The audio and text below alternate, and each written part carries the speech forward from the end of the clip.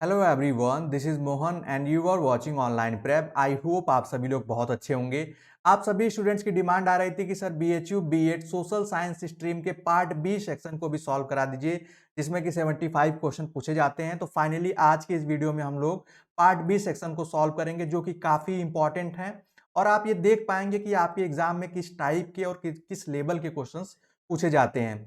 और बात करें पार्ट ए की, तो ये ऑलरेडी इस पे वीडियो आप लोगों को मिल चुका है। अगर आप में से जो भी स्टूडेंट्स उस क्लास को नहीं देखे हैं, उसका लिंक आपको इस वीडियो के डिस्क्रिप्शन में मिल जाएगा, जिसमें हम लोगों ने पार्ट ए के 25 क्वेश्चंस को सॉल्व कर लिया था। आज की क्लास स्टार्ट करने से पहले आप सभी लोगों को बता दूं कि जो भी स्टूडेंट्स सीवीटी बीएड या बीएचयू बीएड की प्रिपरेशन करना चाहते हैं, वो हमारे पेड ग्रुप से जुड़कर कर सकते हैं। आप इस कॉन्टैक्ट नंबर पर कॉन्टैक्ट करके आप और भी जानकारी ले सकते हैं, कोर्स फी आप देख सकते हैं, ये फैसिलिटी देख सकते हैं। देखिए आप सभी लोग यहाँ पे एक इन्फॉर्मेशन की, जो ये पेपर हुआ था ये 10 सितंबर 2022 में हुआ था। ये आप यहाँ पे देख पाएंगे। Subject BEd humanities and social sciences PGQP 74, ये इसका कोड है। अब हम लोग आते हैं अपने क्वेश्चन नंबर 26 पहला होगा पार्ट बी में, उसको देखते हैं। और आप सभी लोग आंसर करेंगे जो लोग जानते हैं। और आप देखेंगे क्वेश्चन नंबर 26, देखिए काफी लंबा चौड़ा आपको क्वेश्चन दिखेगा, लेकिन आप इसके हैबिचुअल हो जाएं, क्योंकि आपको आपके एग्जाम में इसी टाइप के क्वेश्चन देखने को मिलेंगे। यहाँ पे देखिए असर्शन और रीजन का क्वेश्चन है। ये क्या होता है, इसमें सिंपली एक दो स्टेटमेंट है और दोनों स्टेटमेंट को देखना होता है कि इनमें क्या रिलेशन है और सही है या नहीं है। यहाँ पॉस्चराइजेशन के बारे में दिया है। Pasteurization was a significant advancement in ensuring microbial safety to food. तो यहाँ पे आप देख पाएंगे पॉस्चराइजेशन क्यों होता है, आप सभी लोग जानते भी होंगे। रीजन में लिखा है canning is a simple food processing method to prevent food spoilage. ये आपको इंग्लिश में है, और आपको जितने भी पार्ट बी में जो क्वेश्चन मिलेंगे वो बाइलिंगुअल मिलेंगे। आप नीचे देख सकते हैं, जो स्टूडेंट्स हिंदी में पढ़ना चाहते हैं वो भी आप पॉस्चराइजेशन को यहाँ पे पढ़ सकते हैं। जिस इस क्वेश्चन का मीन क्या है वो मैं आपको समझा देता हूँ। पॉस्चराइजेशन का काम क्या होता है कि जितने भी आप कह सकते हैं कि ये क्यों किया जाता है, जैसे एक एग्जांपल हम लोग लेते हैं मिल्क का। मिल्क की पैकिंग से पहले उसको पॉस्चराइजेशन प्रोसेस से गुजरना होता है। उसमें एक एक फिक्स्ड टेम्परेचर पर उसको गर्म किया जाता है, जिससे कि उसके अंदर जो आप ऐसे कह सकते हैं कि जो माइक्रो बैक्टीरिया होता है वो उसमें से निकल जाता है, और या उसको हटाने के लिए ये प्रोसेस किया जाता है। कैनिंग क्यों किया जाता है कि फूड को खराब होने से बचाने के लिए उसको केन या डिब्बे में बंद रखा जाता है। तो ये दोनों ही आप यहाँ पे देख पाएंगे कि दोनों ही स्टेटमेंट सही हैं। अब हमें देखना है, इसमें यहाँ पे लिखा है choose the correct answer from the option given below. ये ऑप्शंस दिए गए हैं, इसमें आप देख पाएंगे इसका जो ऑप्शन हो जाएगा, अगर दोनों सही हैं तो both A and assertion and reason are true and R is the correct explanation of A। Option A जो हो जाएगा ये राइट आंसर हो जाएगा। आपको बता दें कि जल्द ही आप लोगों के assertion and reason पे ढेर सारे क्वेश्चन मिलेंगे, तो आप लोग चैनल पे बने रहना। क्वेश्चन नंबर 27 देखिए, which one of the following act as biological catalyst to accelerate chemical reaction in food।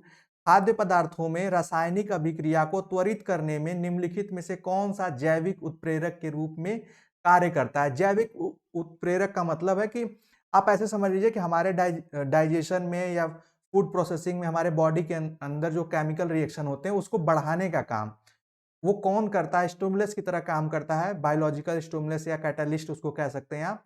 तो ऑप्शन आप देख लीजिए, एक्सपोजर ऑफ लाइट तो बिल्कुल नहीं, मॉइस्चर तो मॉइस्चर बिल्कुल नहीं, पेस्टिसाइड ये किसी भी हाल में नहीं। तो राइट आंसर क्या हो जाएगा, ऑप्शन डी एंजाइम होगा। एंजाइम को इंग्लिश में एंजाइम, हिंदी में भी एंजाइम ही कहते हैं। ठीक है, तो ये हो गया आपका डी हो जाएगा 27 नंबर जो क्वेश्चन था इसका राइट आंसर। 28 नंबर क्वेश्चन देखेंगे, which one of the following can counteract both yellowness and greyness of fabric after repeated wash. आपको एग्जाम में कुछ ऐसे क्वेश्चंस भी मिलेंगे जो कि आपको लगेगा कि ये किस चैप्टर के हैं, वो किसी स्पेसिफिक चैप्टर के नहीं होंगे, बल्कि एक जनरल अवेयरनेस टाइप के होंगे कि साइंस बैकग्राउंड, या आप ऐसे कह लीजिए कि ये बायोलॉजी के थोड़े से पोर्शन, इसमें जीके जीएस टाइप के भी क्वेश्चन आपके पूछे जाते हैं, तो इससे भी आप लोग अवेयर रहें। ये होम साइंस में भी आ जाता है जब कपड़ों की धुलाई से संबंधित। तो इसका जो राइट आंसर हो जाएगा, आप हिंदी में पढ़ सकते हैं, निम्नलिखित में से कौन कपड़े की बारंबार धुलाई करने पर पीलापन और धूसरपन दोनों प्रतिकरण काउंटर एक्ट कर सकता है। तो वो कर सकता है ऑप्टिकल फ्लोरोसेंट ब्राइटनिंग एजेंट। ये जो एजेंट है इसके वजह से कपड़ों पे पीलापन और ये धूसरपन दोनों आ सकता है। तो राइट आंसर क्या हो जाएगा? वो बी हो जाएगा। क्वेश्चन नंबर 29 देखेंगे, which one of the following stiffening agent is obtaining from Topeka. तो टॉपिका से कौन सा स्टिफनिंग एजेंट प्राप्त होता है? यहाँ पे आप देख सकते हैं, तो वो होता है, आप राइट आंसर करेंगे गैलेटिन, बोरैक्स, स्टार्च या गम एक्रिका। तो राइट आंसर क्या हो जाएगा? वो हो जाएगा ऑप्शन सी, स्टार्च प्राप्त होता है, स्टार्च।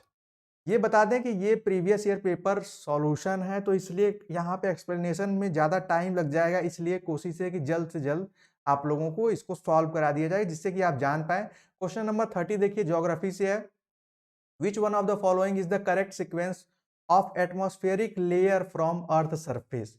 तो ये आप सभी लोगों को लेयर्स पता है, आप हिंदी में देख सकते हैं ट्रोपोस्फियर, स्ट्रेटो, थर्मो और मिजो। हिंदी में भी लिखा है, पृथ्वी की सतह से ऊपर की ओर वायुमंडल पर निम्नलिखित कौन सा क्रम सही है? तो आपको यहाँ पे लिखा है कि पृथ्वी की सतह से लेकर, मतलब यहाँ पे आप देख पाएंगे ये अर्थ हो गई, अर्थ के जो ऐसे लेयर्स हैं, तो पहले जो सबसे पास में है उसका नाम बताना है। ऑप्शन आप देख सकते हैं। अब इन ऑप्शन की मदद से आपको यहाँ पे choose the correct answer from the option given below. आप देख सकते हैं ए, सी, बी, डी। तो सबसे पहले आप सभी लोग पता है कि वो होता है ट्रोपो, तो आप यहाँ पे ड्रॉ भी कर सकते हैं, जो स्टूडेंट जानते होंगे वो इसका आंसर भी कर पाएंगे। फिर स्ट्रेटो होता है। फिर अगर आप इसमें कंफ्यूज होंगे कि थर्मो और मीजो, तो हिंदी में आप देख सकते हैं बाह्य वायुमंडल थर्मो कहते हैं, तो बाह्य का मतलब सबसे बाहरी, टीएच हो गया, बीच में आ जाता है मीजो, तो टी एस। मतलब आप इस तरीके से देख पाएंगे कि A B D C, A B D C जो है option C will be the right answer. तो इसका राइट आंसर क्या हो जाएगा? 30 का वो हो जाएगा सी। ये काफी इंपॉर्टेंट है, इसलिए इस पे आप सभी लोग ध्यान दें कि आपको कैसे क्वेश्चन देखने को मिलेंगे। कुछ योजनाओं से भी क्वेश्चन आ जाते हैं आप लोगों के। क्वेश्चन नंबर 31 देखेंगे, ये लिस्ट है, लिस्ट 1 है बेटी, मतलब ये सारी योजनाएं हैं, स्कीम्स हैं, प्लान्स हैं, और ये इससे फील्ड है, जिससे फील्ड से रिलेटेड है। नहीं समझ में आ रहा है तो हिंदी में एक बार आप देख लें। बेटी बचाओ बेटी पढ़ाओ योजना क्या है? तो इसको आपको समझना है। कस्तूरबा गांधी बालिका विद्यालय क्या है? तो आप सभी लोग यहाँ पे गेस करेंगे, और बहुत सी योजनाओं के बारे में आप जानते भी होंगे, और मुझे नहीं लगता है आप ये सुने नहीं होंगे, बेटी बचाओ और बेटी पढ़ाओ योजना। तो ये बालिका सुरक्षा से है। बालिका सुरक्षा को इंग्लिश में हम कहते हैं यहाँ पे सेफ्टी टू गर्ल चाइल्ड, ठीक है। उसके बाद कस्तूरबा गांधी बालिका विद्यालय क्या है? इसका सर्व शिक्षा अभियान से रिलेटेड है। और उसके बाद मानव और मशीन का समायोजन, उसके बाद नए और नवोन्मेषी उद्यम की स्थापना। तो इसको अगर हम सिर्फ पहले दो को ही अगर हम इसमें करते हैं, आप यहाँ पे ऑप्शन मैच कराएंगे। यहाँ पे लिखा है नीचे दिए गए विकल्पों में से सही उत्तर का चयन कीजिए। ए का तो कंफर्म है, ए का हो जाएगा सेकंड, तो ए का सेकंड किसमें है?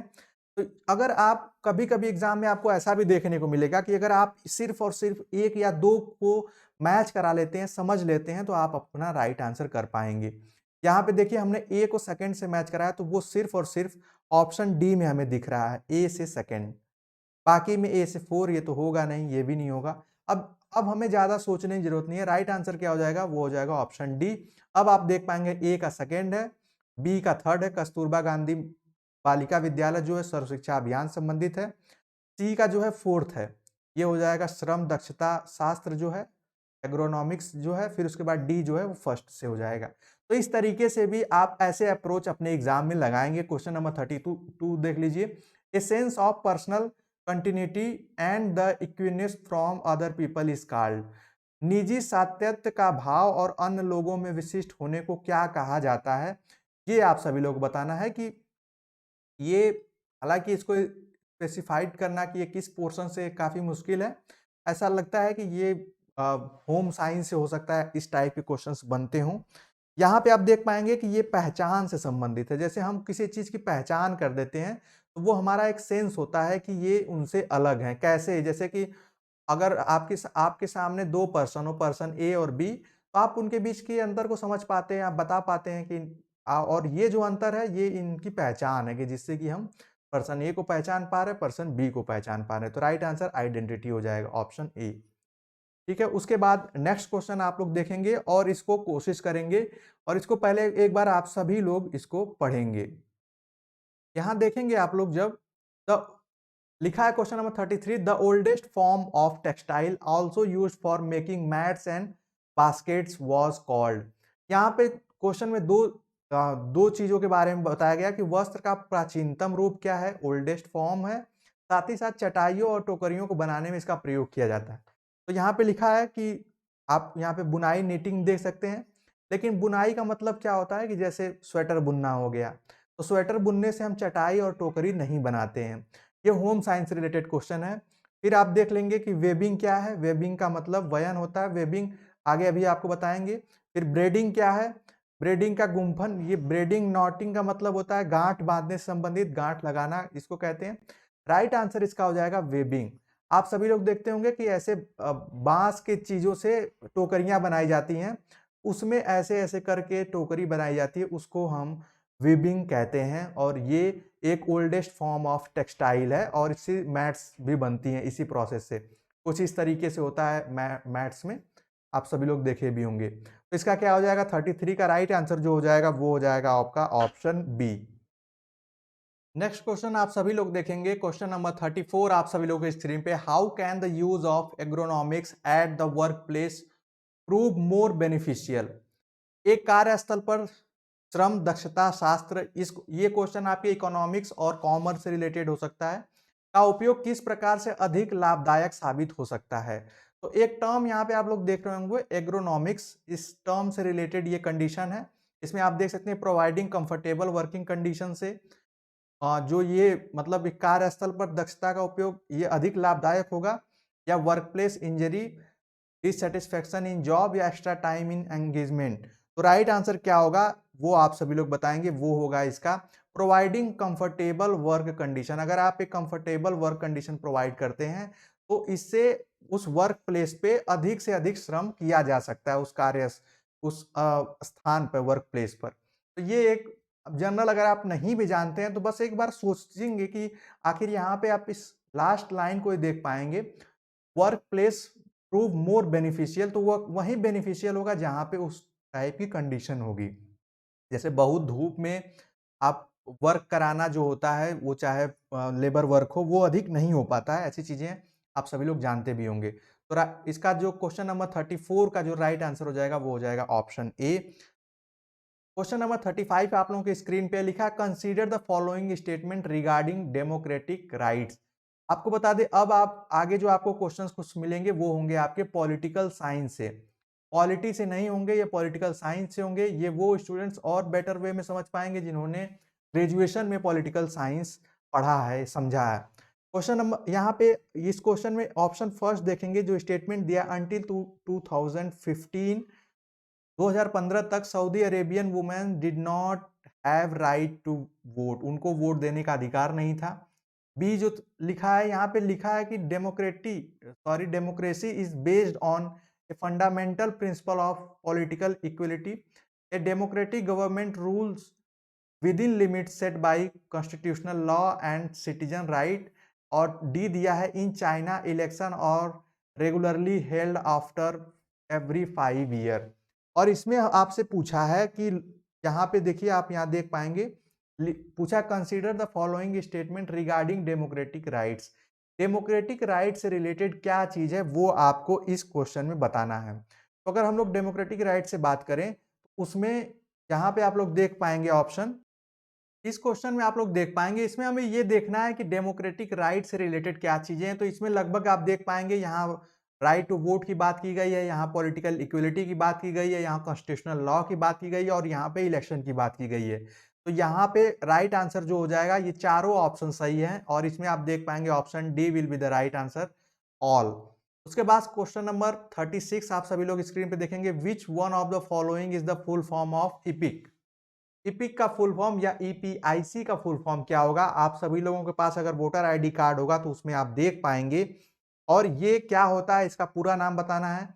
ऑप्शन आप लोग देख लीजिए, electronic photo identification card, election photo identity card, इसके बाद इलेक्टिव पर्सन। इसका राइट आंसर जो होगा वो आप सभी लोग बताएंगे, ये बहुत आसान है, वो होगा option B will be the right answer. और इसका हालांकि यहाँ पे इलेक्शन लिखा है लेकिन इलेक्टर्स होता है, इलेक्टर्स फोटो आइडेंटिटी कार्ड, और यही ज़्यादा अप्रोप्रिएट है इस ऑप्शन में। तो राइट आंसर आपका क्या होगा, वो ऑप्शन बी हो जाएगा। ये आप सभी लोग ध्यान रखिएगा, कुछ फुल फॉर्म भी आपके एग्जाम में आ जाते हैं, जैसे ये क्वेश्चन था। क्वेश्चन नंबर 37 देखिए, ये पॉलिटिकल साइंस है। इसमें आप लोग देख पाएंगे, लिखा है which of the following statement is are incorrect regarding federalism. Federalism के रिगार्डिंग इनमें से कौन सा जो स्टेटमेंट है वो रॉन्ग है, कथन गलत है। यहाँ पे हिंदी में देख सकते हैं, लिखा है कि देयर आर टू और मोर लेवल ऑफ गवर्नमेंट। फेडरलिज्म में या फेडरल सिस्टम में, संघीय व्यवस्था में क्या होते हैं कि जो गवर्नमेंट्स के लेवल होते हैं, 2 या 2 से अधिक होते हैं, तो ये सही बात है। यहाँ पे लिखा सरकार के विभिन्न स्तरों के सरकार के विभिन्न स्तरों से सभी नागरिक शासित होते हैं। It means different tears of government govern the same citizens. ये भी सही है, क्योंकि जैसे हमारे ऊपर सेंट्रल गवर्नमेंट भी रूल करती है, स्टेट गवर्नमेंट भी करती है, जो लोकल बॉडीज हैं वो भी गवर्न करती हैं। तो ये तो दोनों ऑप्शन सही दिख रहा है, लेकिन हमें इनकरेक्ट को इसमें बताना है। इस क्वेश्चन में न्यायालय के पास, यहाँ पे आप देख पाएंगे, courts don't have power to interrupt the constitution and the power of different level of government. क्या कोर्ट को पावर नहीं है? तो ऐसा नहीं है, कोर्ट को पावर है। इसका मतलब है कि ये गलत है, सी गलत है। उसके बाद डी लिखा है the federal system only accommodates regional diversity. क्या संघीय प्रणाली सिर्फ क्षेत्रीय विविधता को समायोजित करती है? तो ऐसा बिल्कुल भी नहीं है। तो इसका जो राइट आंसर क्या हो जाएगा, मतलब अगर सी और डी दोनों गलत है, तो यहाँ पे आप ऑप्शन देख पाएंगे, ऑप्शन सी में केवल सी और डी गलत है। तो राइट आंसर आपका हो जाएगा ऑप्शन सी। उसके बाद आप देखेंगे नेक्स्ट क्वेश्चन 38 नंबर है, और ये आपके इकोनॉमिक्स से रिलेटेड है। आप यहाँ पे देख सकते हैं, आपको एक स्टेटमेंट पढ़नी होगी। यहाँ पे लिखा है कि everything has either a price और a dignity. What has a price in such that something else can also be put in. यहाँ पे थोड़ा सा स्क्रॉल करना होगा, इसको पूरा आप पढ़ेंगे, और ये आप देख पाएंगे इमैनुअल कांट की ये कोटेशन है, और ये उनका स्टेटमेंट है, और इसके अकॉर्डिंग हमको बताना है वो क्या दिया है। उस स्टेटमेंट को आप यहाँ पे देख पाएंगे, this view represent moral conception of rights, या every person had dignity and ought to be treated by virtue of being a human being. इन सारे जब आप स्टेटमेंट को पढ़ेंगे तो इसका जो राइट आंसर आपको निकल के आएगा, आप एक बार इसको पॉज करके पढ़ लेना, वो आपका ऑल आएगा। ये सारे जो वर्च्यूज, बाकी आपको कांट जी को पता ही है, सोशोलॉजी से रिलेटेड ये क्वेश्चन है, काफ़ी इंपॉर्टेंट है। तो ये आपका इसका जो राइट आंसर हो जाएगा वो ऑप्शन डी हो जाएगा। फिर नेक्स्ट क्वेश्चन 39 देखिए, यहाँ पे 39 नंबर क्वेश्चन है, which of the following statement is और not correct regarding the concept of proportionate justice. तो यहाँ पे इस टाइप के क्वेश्चन जो आपको मिल रहे हैं, जो भी स्टूडेंट्स पॉलिटिकल साइंस से नहीं होंगे उनके लिए थोड़ा सा आपको लगेगा कि ये मुश्किल होगा, लेकिन ऐसे ही क्वेश्चन आपको एग्जाम में देखने को मिलते हैं। हिंदी में आप देख सकते हैं, समानुपाती न्याय की अवधारणा के बारे में निम्नलिखित में से कौन सा या कथन सही है नहीं है। यहाँ पे सही नहीं है होगा, हमें पूछा है कि यहाँ पे नॉट करेक्ट। एग्जाम में कभी कभी नॉट करेक्ट इस तरीके से लिखा होता है कि हम कंफ्यूज हो जाते हैं और हम करेक्ट वन को फाइंड आउट करने लगते हैं। तो इसमें आप देखेंगे कि समानुपाती न्याय का मतलब क्या होता है कि सबको, आप ऐसे समझ लीजिए, बराबर न्याय मिले। तो आप पहला स्टेटमेंट देखेंगे कि सभी विद्यार्थियों को समान अंक मिलने चाहिए यदि वे उसी परीक्षा में भाग लेते हैं। तो क्या यह समान न्याय का उदाहरण है? तो इसको अभी कंसिडर करेंगे। अभी भिन्न प्रकार के कार्यों को भिन्न ढंग से पुरस्कृत करें। It means rewards different kind of work differentially. तो हाँ, जैसा काम है वैसे रिवॉर्ड्स मिलने चाहिए।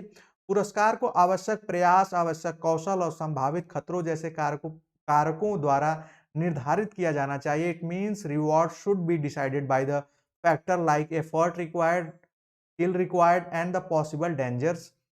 ये उसके बाद D1 देख पाएंगे आप, for justice in society the principle of equal treatment need to be balanced with the principle of proportionate. तो राइट आंसर इसका क्या हो जाएगा? ये तीनों लास्ट के तीनों सही है। जो डी है वो इसका सही कह सकते हैं एग्जाम्पल नहीं है, कि सभी विद्यार्थियों को समान अंक नहीं मिल सकता है।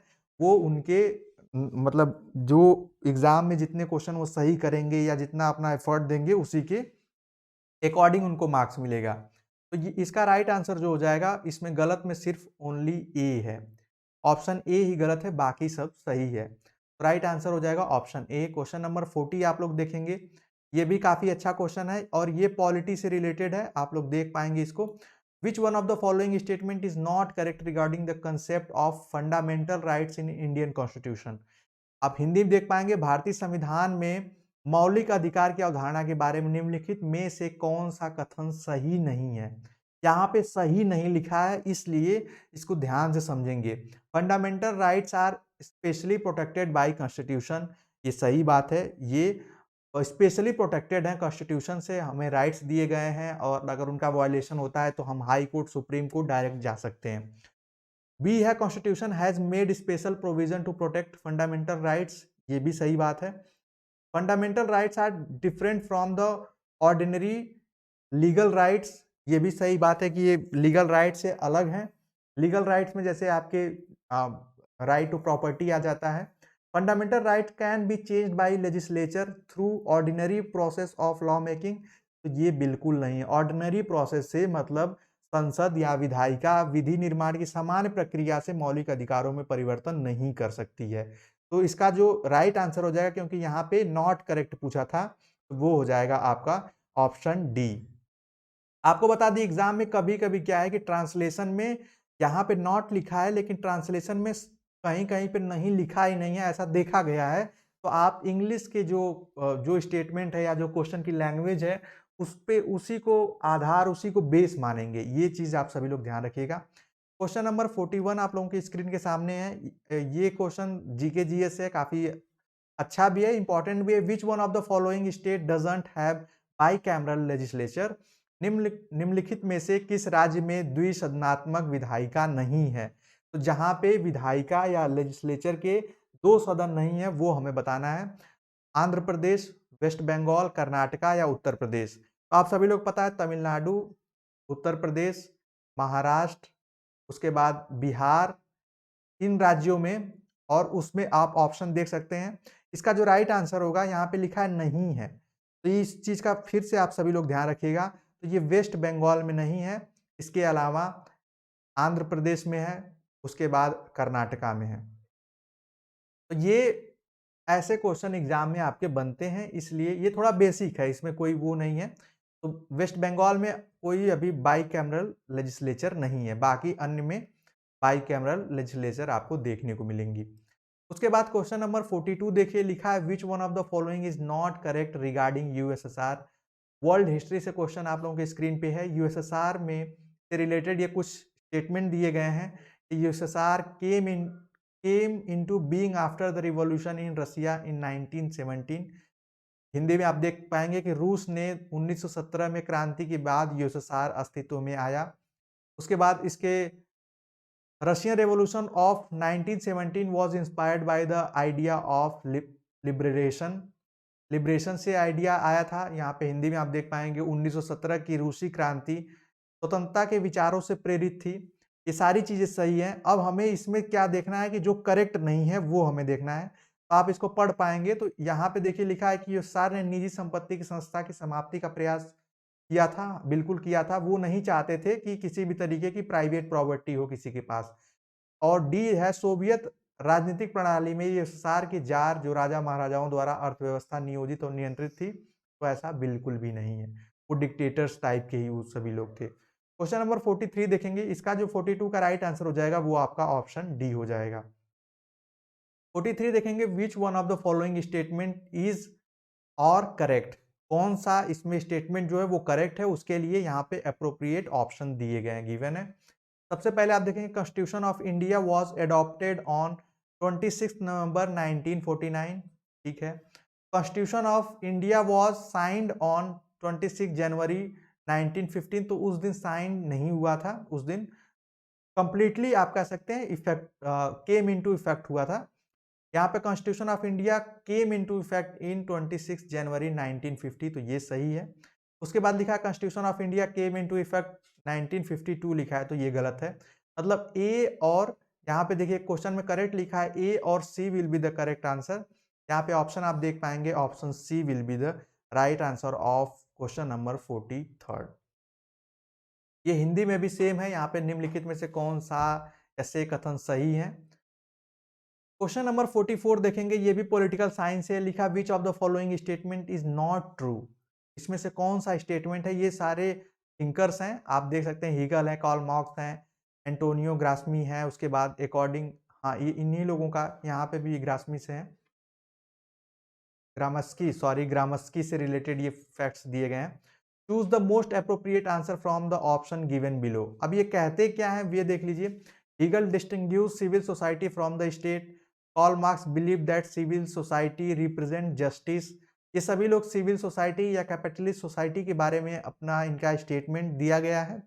इसका जो राइट आंसर होगा वो होगा ऑप्शन बी। जो सही नहीं है वो है सिर्फ और सिर्फ ऑप्शन बी कि Karl Marx believe that civil society represent justice, ऐसा कार्ल मार्क्स का ये स्टेटमेंट नहीं है। बाकी सारे ऑप्शन जो हैं वो सही है। यहाँ पे आप देख पाएंगे क्वेश्चन नंबर 45 आप लोग देखेंगे, यहाँ पे दिखा विच of the following pair is incorrect. इनमें से कौन सा पेयर इनकरेक्ट है। एक साइड ये इनकी बुक्स है या आप कह सकते हैं क्रिएशंस है, और ये लास्की, हेराल्ड लास्की है, इनकी बुक है ग्रामर ऑफ पॉलिटिक्स, ये तो सही है। सीबी मैकफरसन है, फिर विलियम ब्लैकस्टोन है और मॉरिस जिन्सबर्ग है। तो इसमें आपको बताना है कि ये बुक्स का जो मैच द फॉलोइंग कह लीजिए, या जो बुक्स ये लिखी गई हैं, इनमें कौन सी इनकरेक्ट है। तो आपको बता दें, इसमें अगर आप ऐसे देखें तो अगर गेस भी करें तो पहला जो है वो तो सही लग रहा है हमें। तो इसमें ए, ऑप्शन ए तो नहीं होगा और डी भी नहीं होगा, क्योंकि यहाँ पे डी ए जहां जहां ए लिखा है ये तो नहीं होगा। अब बारी आती है बी और सी की। हम लोग एलिमिनेशन मेथड लगा रहे हैं एग्जाम में, आपको ये अप्रोच काफी काम आने वाला है। तो इसमें सी और डी भी नहीं होगा। इसका जो राइट आंसर, क्योंकि यहाँ पे जो आप देख पा रहे होंगे D on the justice in society, ये मॉरिस गेंसबर्ग की है। राइट आंसर हो जाएगा बी और सी। ये जो बी और सी है ये इनकरेक्ट पेयर है, तो राइट आंसर क्या हो जाएगा ऑप्शन। अगला क्वेश्चन आप लोगों के स्क्रीन पे है, who among the following was not the member of drafting committee of Indian constitution. Indian constitution के ड्राफ्टिंग कमेटी के मेंबर्स नहीं थे। तो आप सभी लोग पता, अय्यर थे, के एम मुंशी भी थे, सादुल्ला थे, लेकिन यहाँ पे ऑप्शन डी जो है बी पट्टा भाई सितार मैया जो हैं, ये आप कांग्रेस के, सॉरी आईएनसी के, इंडियन नेशनल कांग्रेस के ये अध्यक्ष रहे थे।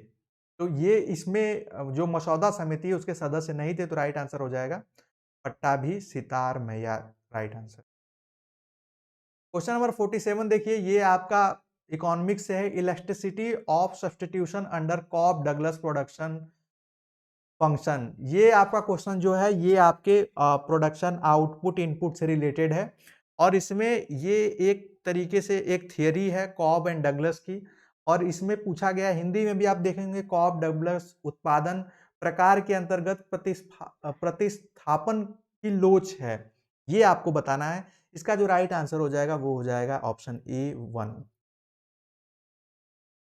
और जो भी स्टूडेंट्स कॉमर्स बैकग्राउंड से होंगे वो इन क्वेश्चंस को समझ पा रहे होंगे। क्वेश्चन नंबर 48 देख लीजिए, in zero sum game the gain of one firm leads to.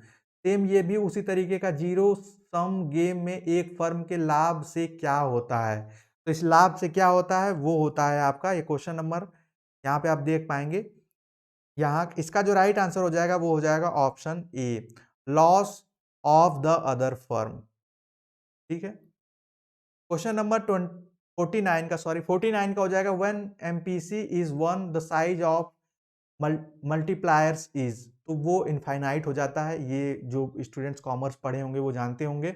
In Lewis unlimited supply of labour theory जो है वो क्या कहती है, लेविस की श्रम सिद्धांत की असीमित आपूर्ति में। ये भी इकोनॉमिक्स से आपका क्वेश्चन है, और ये ऐसे क्वेश्चन आपको बता दें जो स्टूडेंट्स कॉमर्स बैकग्राउंड से नहीं होंगे वो नहीं कर पाएंगे तो इसको लीव कर देंगे। ऐसा जरूरी नहीं है कि आप इनको सॉल्व ही करिए, क्योंकि आपको बता दें जो टॉपर्स हैं वो 400 में से उनके मार्क्स जो हैं 270 अराउंड ही आते हैं, इससे ज्यादा अभी तक नहीं आए हैं, ना 300 प्लस अभी हुए हैं। तो ये चीज आप ध्यान रखिएगा, इसमें सारे पोर्शन आ रहे हैं तो आप उसी पोर्शन को फोकस करेंगे जो आपके फील्ड से हो। यहाँ पे लास्ट जो क्वेश्चन है वो लेविस के थ्योरी से है, और इसका जो राइट आंसर हो जाएगा वो हो जाएगा ऑप्शन डी है। इनकी थ्योरी से ये और यहाँ पे there is a capitalist surplus की बात करते हैं, supply of labour become inelastic की बात करते हैं। ये सारी चीजें जो है ये लेविस ने अपनी थ्योरी लेबर थ्योरी में दिया है। तो आज के इस क्लास में हम लोगों ने 25 आपके इंपॉर्टेंट क्वेश्चन जो हैं पार्ट बी के वो किया। अगली क्लास में इसके आगे के मतलब 51 से 75 तक करेंगे। आज की क्लास को यहीं तक रखते हैं और अगली क्लास में और भी डिटेल से चीज़ों को जानेंगे और क्वेश्चन को सॉल्व करेंगे। आई होप आज की चीज़ें आप लोगों को समझ में आई होगी, जिसमें हम लोगों ने क्वेश्चन नंबर 26 से लेकर 50 तक की चीज़ों को सॉल्व किया। नेक्स्ट वीडियो में, जो कि आपको इस वीडियो के डिस्क्रिप्शन में मिल जाएगी और आप लोगों के चैनल पे भी इन्फॉर्म कर दिया जाएगा, 51 से 75 तक के क्वेश्चंस को सॉल्व करेंगे, जो कि आपके लिए मोस्ट इंपॉर्टेंट होंगे। तो उस वीडियो को भी देखना ना भूलें। मिलते हैं नेक्स्ट क्लास में नेक्स्ट टॉपिक के साथ और नेक्स्ट क्वेश्चंस के साथ। तब तक के लिए bye bye, take care and keep watching.